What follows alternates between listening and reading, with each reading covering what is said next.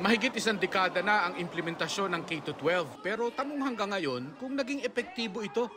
Hindi, sabi ni Senador Jinggoy Estrada, kaya may panukala siyang buwagin na ang senior high school at ibalik na lang ang dating K-10. Dagdag gastos lang din daw ito sa magulang at dagdag pasakit sa mga overworked teachers.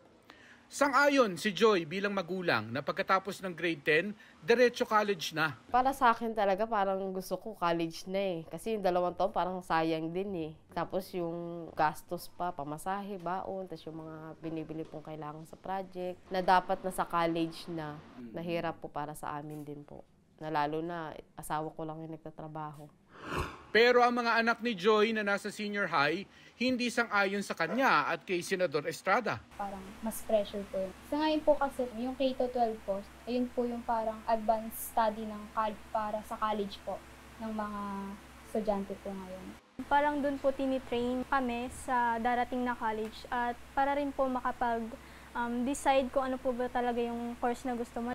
Ayon sa Rural Education Advocate na si Professor Arlene Marasigan, sablay man ng K-12, hindi ito kasalanan ng programa, kundi kasalanan ng implementasyon. Whether we are ready or not during the time of President Aquino, we push for it because that's the demand and the need for global competitiveness. Nung inaproban ang senior high school, kulang na kulang po tayo sa resources. It's not the issue of walang pinagbago, but it's the issue of lack of preparedness. Ang tama at maayos na K-12 ay sapat daw dapat na diploma para makakuha ng disenteng trabaho ang mga estudyanteng walang pang-college. Hindi rin daw dapat katwiran na dagdag gastos lang ang senior high, kaya wag na lang. Kung ang gobyerno ay nakakaya nila magbigay ng akap at tupad financial assistance, the more that they should refocus the fund to these senior high school marginalized students.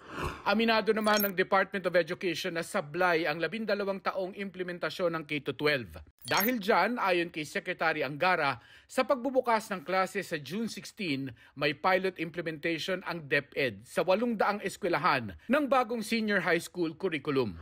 Ang mga ganitong evaluation at recalibration ng K-12 ang matagal na raw hinihingi ng mga education stakeholders. Wala po tayong short-term and mid-term evaluation and pumasok na po tayo sa 10-year or 1-decade evaluation, and that is the year 1 and year 2 of EDCOM report. Kaya po nahirapan pong mag-recalibrate ang ating mga government agencies. Tungkol naman sa panukala ni Senador Estrada na buwagin ng senior high school, ipapaubaya na raw iyan ng DepEd sa Kongreso. Para sa GMA Integrated News, Mark Salazar, nakatutok 24 oras.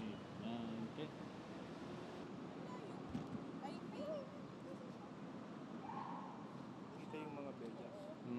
Hindi.